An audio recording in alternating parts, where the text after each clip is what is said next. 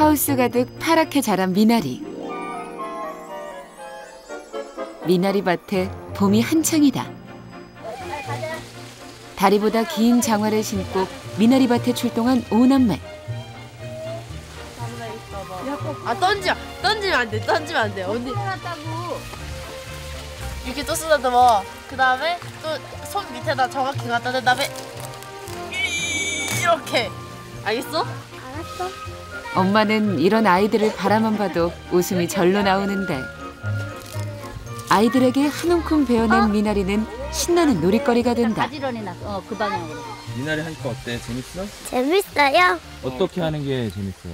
어떤 점이? 미나리를 이렇게 싸줬잖아요. 이렇게 꼭 잡고 낫으로 싹 자르는 게 제일 재밌어요. 빗질 해주는 거야. 강아지 쓰다듬어 주듯이. 엄마. 자연과 어우러지는 오남매. 자, 엄마가 설명할 테니까 다 한꺼번에 선생님을 보세요. 네. 미나리 농사를 재미로 느끼는 오남매가 있어 부부는 행복하다. 좋아요. 어떤 점이 좋아요? 미나리요. 갯벌에서 노는 것처럼 재밌어요. 13년 전 귀농을해 미나리 농사를 짓고 있는 부부.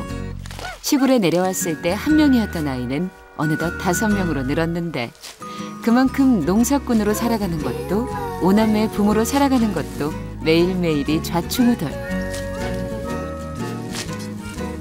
우리 세트 가족이다. 세트 가족이. 살랑살랑 봄바람에도 바람잘날 없는 오남매의 봄맞이가 시작됐다.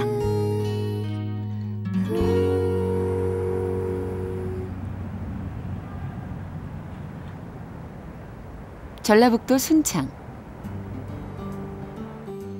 자연이 먼저 봄을 알려주는 곳.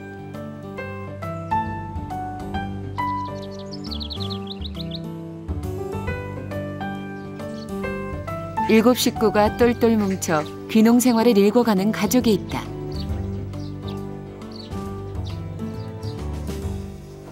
이른 아침에 시작되는 하루. 강의 끝났어?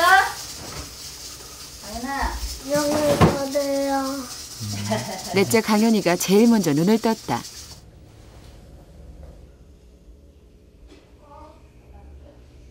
그런데 누나들은 아직도 꿈나라 여행 중.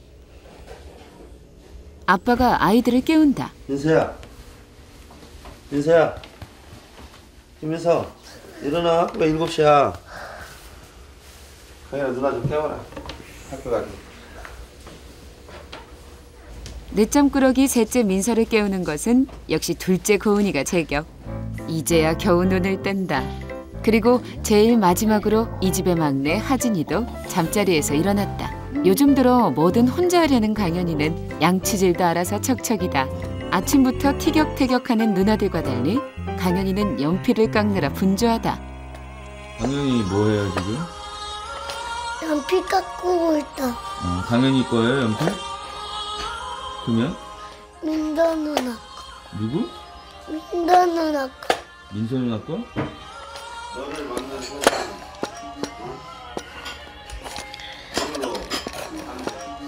제가 못 챙겨주니까 어떻게 하겠어요? 서로 도와줘야지. 근데 그게 형제고 이렇게 같이 사는 가족인 것 같아요. 서로 챙겨주고 그런 모습을 보면 왠지 그냥 뒤에서 흐뭇하고 그래요. 네. 서로 서로를 챙겨주니 금방 학교 갈 준비가 끝난 아이들. 그런데 문제가 생겼다. 예진 엄마, 내 밥은 안 펐어? 사놨잖아. 숫자가 안 맞는데? 식구가 많으니 제밥그릇 찾기가 아직도 어려운 오남매의 집. 하지만 특별한 반찬이 없어도 밥맛은 꿀맛. 반찬 투정은 없다. 그런데 문제가 또 생겼다. 시기 나 좀 가. 그래, 시간이 없다. 아빠 꼭 찾아 놓을게. 어서. 결국 민서를 빼놓고 나머지 아이들이 먼저 집을 나선다. 민서는 없네. 민서요? 집에 시계를 잊어버렸다고. 지금 시계 찾고 있어. 학교까지는 한참 떨어진 거리. 다행히 통학버스가 오기 전 민서가 도착했다. 아직도 혼자 못 다니면 어떡해.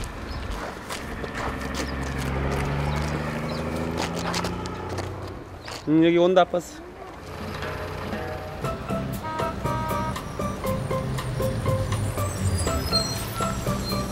가자, 우리 강연아 제일 먼저 가자. 안녕하세요. 안녕하세요. 이번엔 첫째 예진이가 아빠에게 핸드폰을 내미는데 왜? 오면서?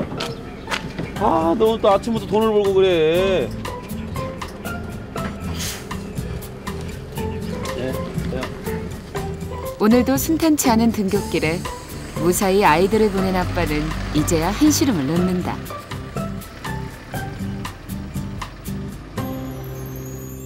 오늘 또 그 뭐야 민서 같은 경우는 지가 뭐 어저께 저 찾고 싶은 걸 못 찾아가지고 지금 혼자 늦어가지고 가다가 말고 다시 집에 돌아왔어요.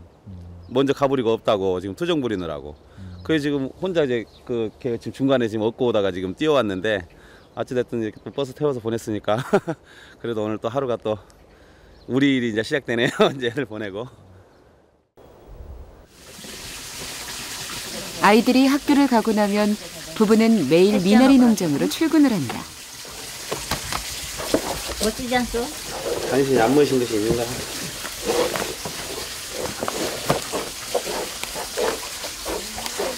자, 미나리밭에 들어가려면 허벅지까지 오는 긴 장화를 신는 건 필수. 일할 준비를 마친 부부가 본격적으로 미나리 수확에 나선다.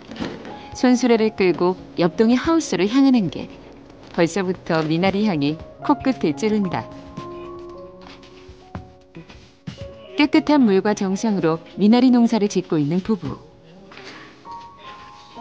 요즘은 한창 미나리 재배를 하는 철이다. 하루 종일 허리를 굽혀 미나리 재배를 하는 게 쉽지 않지만 부부는 잘 자라준 미나리만 보면 피로가 사라진단다. 원래 잎사귀가 짝짝 펴져야 되는데 얘네들 추우니까 온도차가 심하니까 지금 스트레스가 돼가지고.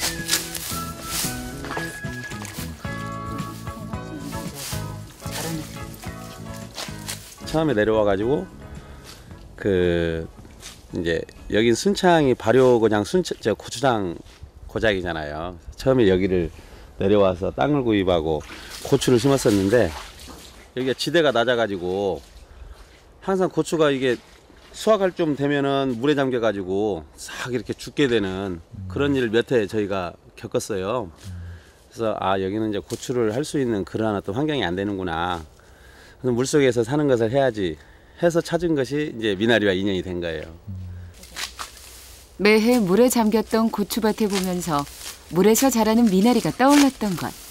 위기를 기회로 극복한 부부는 한 해 두 해 열심히 농사를 지었고 그 결과 싱싱한 미나리를 수확할 수 있었다.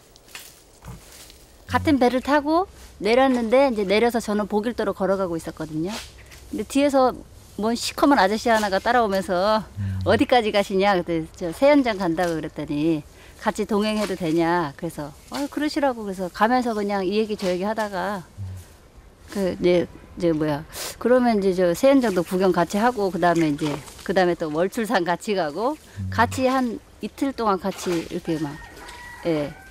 각자 혼자 여행 왔는데 아, 같이 다니시다가? 예. 여행지에서의 우연한 만남이 부부의 인연으로 이어진 두 사람. 결혼후 남편은 유달리 우직하고 낙천적인 성격 탓에 도시 생활을 힘겨워했다. 결국 아내는 남편을 위해 귀농을 결심.